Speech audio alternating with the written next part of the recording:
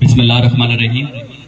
हिन स्टेज ते वेठल समूरियूं महबूब शख्सियतूं सभई मुक़ररु चई विया आहिनि त नाला वठण जो टाइम ज़ाया थींदो। मुंहिंजे ख़्याल में असांजे जेके दोस्त वेठा आहिनि इंतज़ारु कनि, पर हीअ जेके बि शख्सियतूं आहिनि उहे पंहिंजी पंहिंजी जाइ ते इंतिहाई आला शख्सियतूं आहिनि जिन जो पंहिंजो पंहिंजो किरदारु आहे।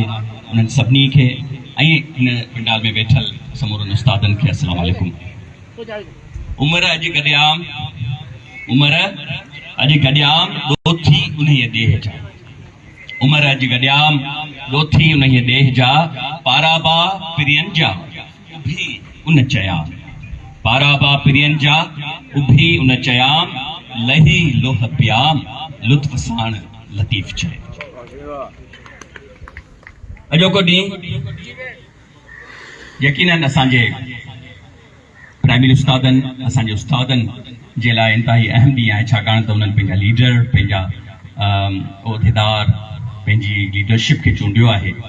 ऐं लीडरशिप जेका आहे उहा सिर्फ़ु नालो न आहे, उहिदो सिर्फ़ु नालो न आहे, it's not a title, it's an other name of the responsibility. इहो ज़िम्मेवारी जो हिकिड़ो ॿियो नालो आहे। ज़िम्मेवारी आहे जेका उन्हनि अॼु समूरनि पंहिंजे सिरनि ते, पंहिंजे कुल्हनि ते खई आहे। असां सभिनी जी दुआ आहे त असांजा ही सभई उस्ताद पंहिंजी उन्हनि समूरियुनि ज़िम्मेवारियुनि खे नेक नियती सां, सचाई सां अदा करण जी कोशिश कनि ऐं उनमें कामयाबु थियनि। Education system is based on the one and only resource center which is teacher. उस्ताद हिन सॼे सिस्टम जो बैकबोन आहे। उस्ताद हिन सॼे सिस्टम जो रीढ़ जी जेका हड्डी है उहा आहे। उस्ताद हिन सॼे सिस्टम जो फाउंडेशन आहे ऐं समूरो सिस्टम उन ते डिपेंड करे थो। जेकॾहिं उस्ताद नाहे त पोइ हीउ सिस्टम बि नाहे। असां सभई तमामु घणा ख़ुशि नसीब आहियूं जो असां हिन सिस्टम में बहसियत उस्ताद हिते शामिल थिया।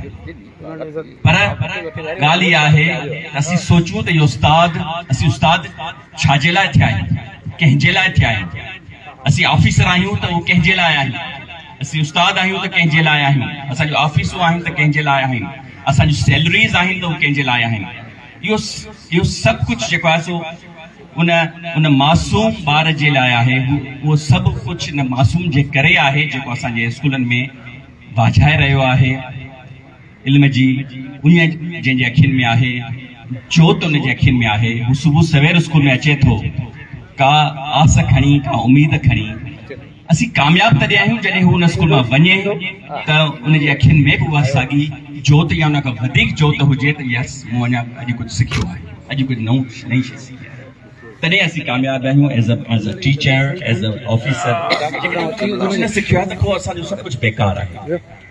त हिन स्टेज ते मुबारकबाद सां गॾोगॾु इहो बि चवंदसि त अचो त पंहिंजो पंहिंजो फर्ज़ु निभायूं ऐं जंहिंजे लाइ असीं उस्ताद आहियूं, जंहिंजे लाइ असांजा रुतबा आहिनि, जंहिंजे लाइ असांजा ही उहिदा आहिनि, जंहिंजे लाइ असांजा ही डेज़िग्नेशन्स आहिनि, जंहिंजे लाइ असांखे इज़तूं मिलनि पियूं, अचो त हुन नंढड़े मासूम ॿार जे लाइ सोचियूं त छा उहो ॿारु असां वटां पंहिंजो मुस्तक़बिल जो का रोशन सपनो खणी, पंहिंजे मुस्तक़बिल जी का रोशनी खणी असां वटि वञी रहियो आहे, जॾहिं वापसि स्कूल मां वञे थो।